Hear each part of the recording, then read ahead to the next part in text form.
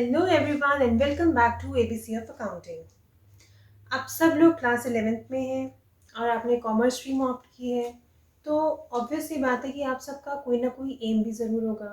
आप में से कुछ स्टूडेंट्स सीए बनना चाहते हैं, कुछ सीएस करना चाहते हैं, कुछ एमबीए और कुछ ऐसे भी बच्चे होंगे जो बिजनेस करना चाहते हैं, जो एंटरप्रेन्योर बनना चाहते हैं, अपना खुद का बिजनेस करना चाहते हैं।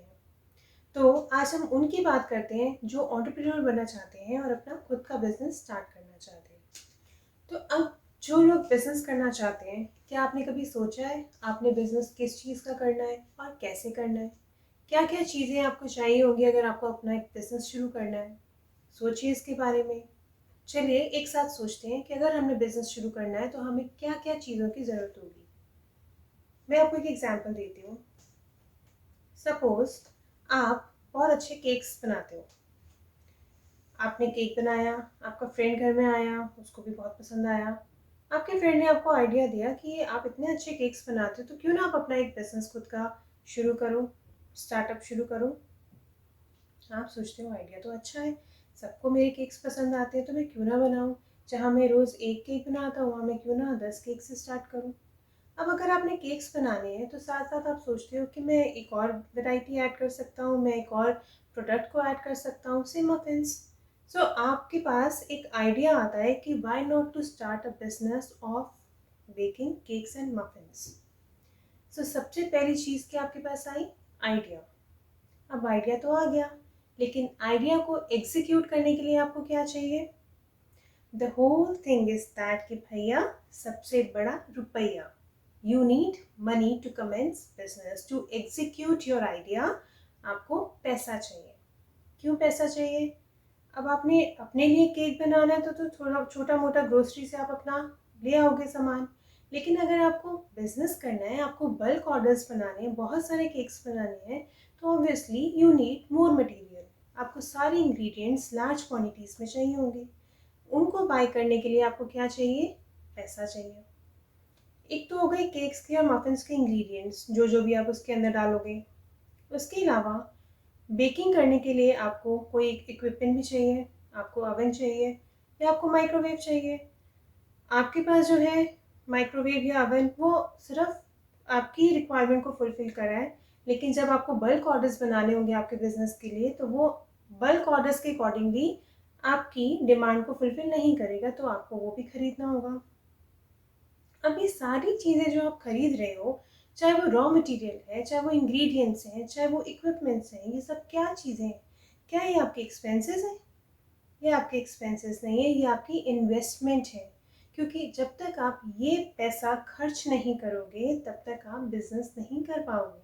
आप क्योंकि ये पैसा खर्च करके केक्स बनाओगे, केक्स को जब आप फर्दर सेल करोगे तो आपके पास इनकम आएगी।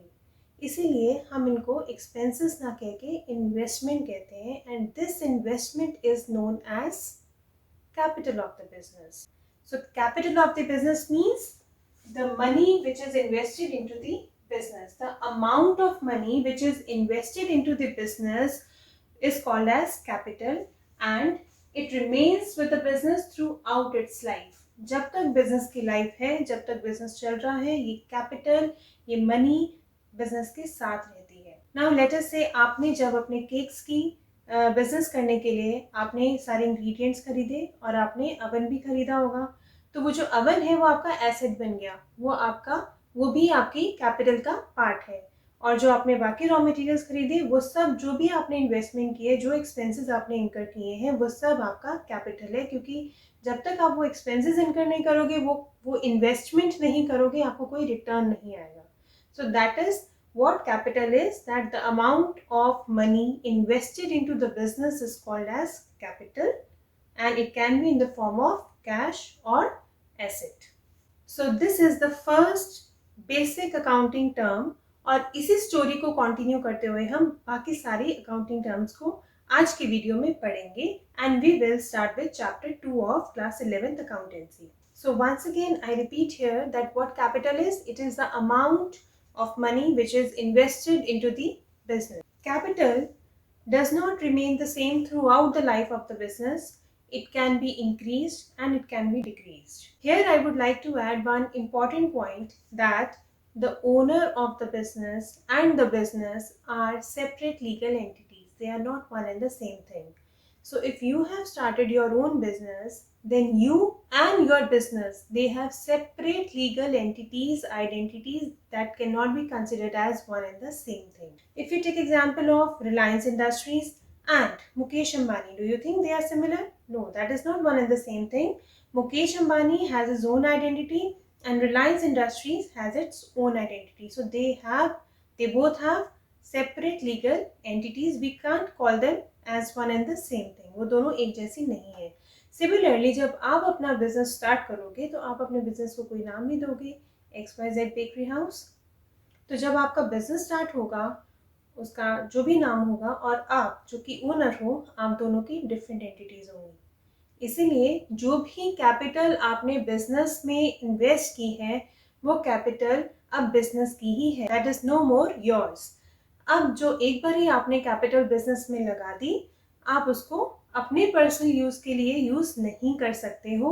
वो कैपिटल सिर्फ और सिर्फ बिजनेस के लिए ही यूज होती है.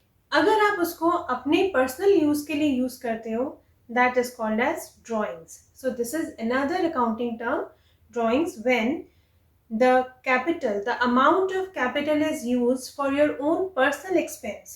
You withdraw the capital from the business for your own personal use is called as drawings. Let us say आपके business में एक oven है और वो आपको लगता है कि वो business में इतना use नहीं हो रहा, तो आप सोचते हो कि मैं क्यों ना उसको अपने personal use में ले आऊँ. तो जब आप उसको अपने personal use में लेकर आओगे, that means you are withdrawing something from the business. Because now you will be using it for your own personal use. This is an example of drawing. So not necessarily that you are withdrawing asset, you can also withdraw cash. Business के पास cash भी होगा, तो जब आप cash withdraw करो या asset withdraw करो, कुछ भी चीज़ आप business से withdraw कर रहे हो, वो आपकी drawings बन जाती हैं. क्योंकि business और आप owner दोनों separate हो, आप एक identity नहीं हो.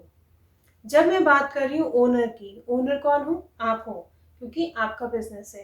तो अकाउंटिंग टर्म्स में ओनर को प्रोप्राइटर बोलते हैं. So who is the proprietor? A proprietor is the owner of the business who invest money and bears all the risk. जब आप अपना बिजनेस स्टार्ट कर रहे हो, तो आपने पैसा इन्वेस्ट किया और उसके बाद आने वाले फ्यूचर में बहुत सारी अनसर्टेनिटीज़ हैं, क्योंकि आपको पता है कि क्या पता मेरा बिजनेस चले या ना चले. तो वो सारा रिस्क कौन ले रहा है? आप बियर कर रहे हो.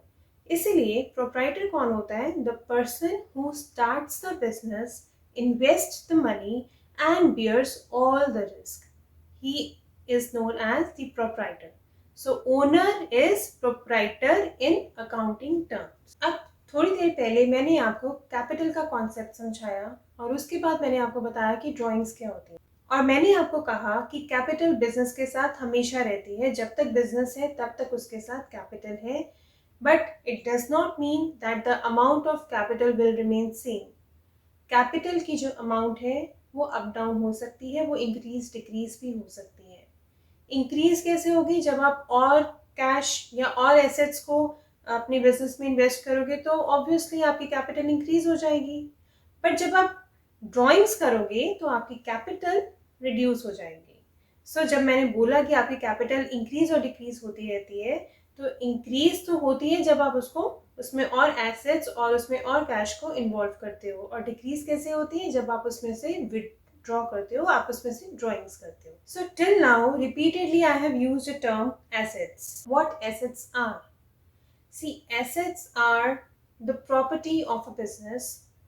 एक बिजनेस की वैल्यूएबल रिसोर्स को हम एसेट बोलते हैं, जो कि आपको फ्यूचर में इकोनॉमिक बेनिफिट्स देती है. फॉर एग्जाम्पल, आपने अपने बिजनेस में, बेकरी बिजनेस में केक्स को बेक करने के लिए अवन खरीदा, सो दैट आप बल्क ऑर्डर्स को फुलफिल कर पाओ.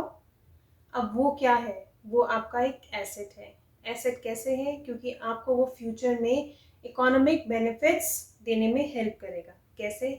जब आप अपने अवन को यूज़ करोगे केक्स को बेक करने में, वो केक्स जब बेक हो जाएंगे तब आप उनको सेल करोगे. जब वो सेल होंगे तो आपके पास इनकम आएगी, and that income is your economic benefit, right?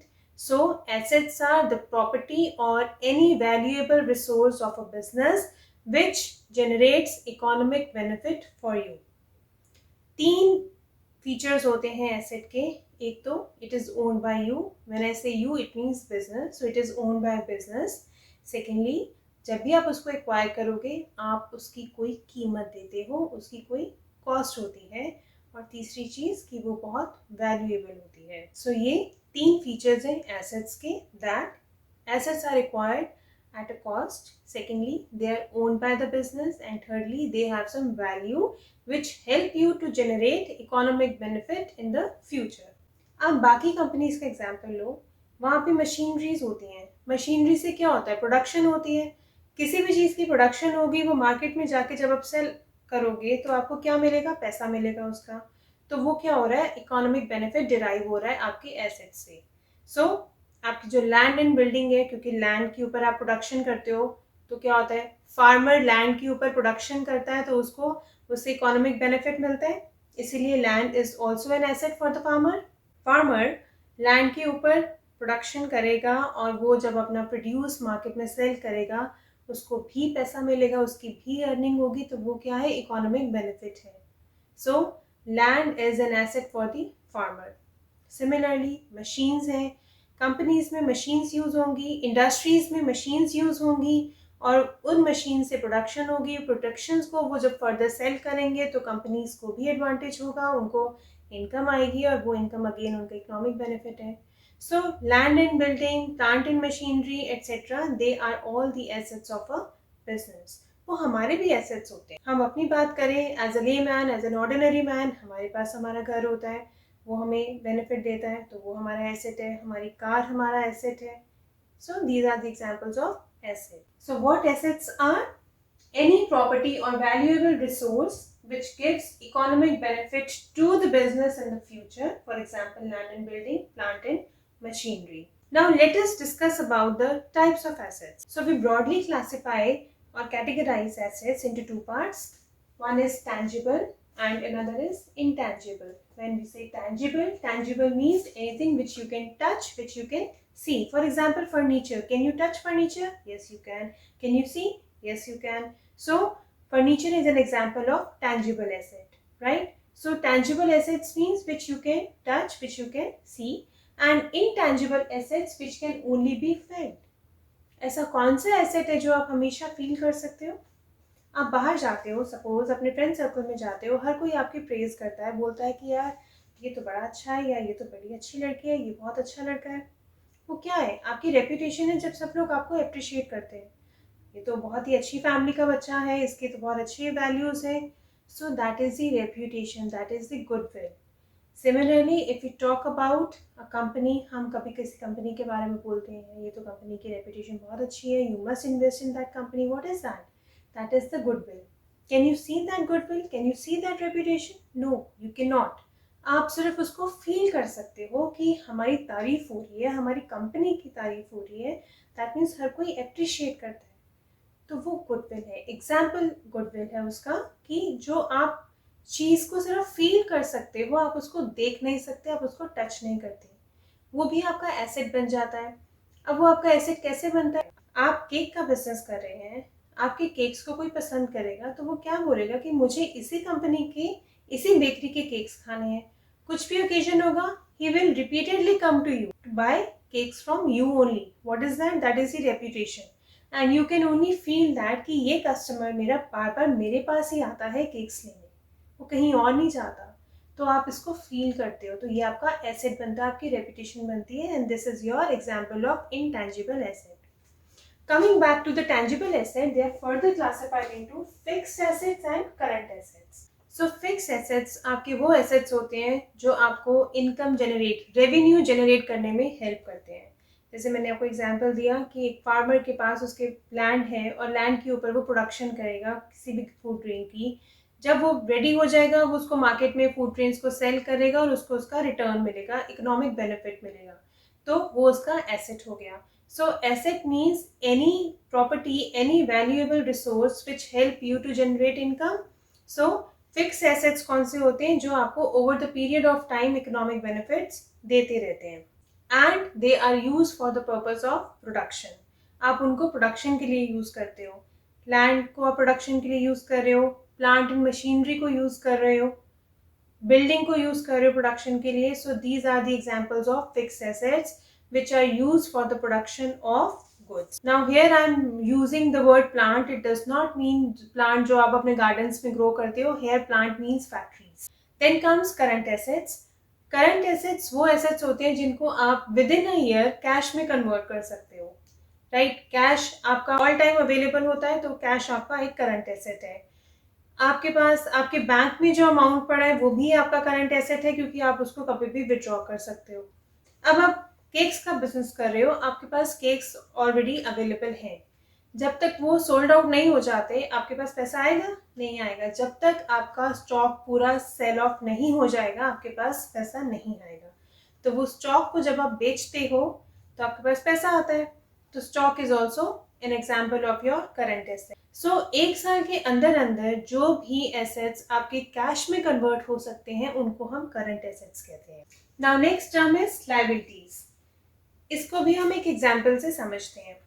अब आप केक्स का बिजनेस कर रहे हो, राइट? तो आपका बिजनेस बढ़ता जा रहा है।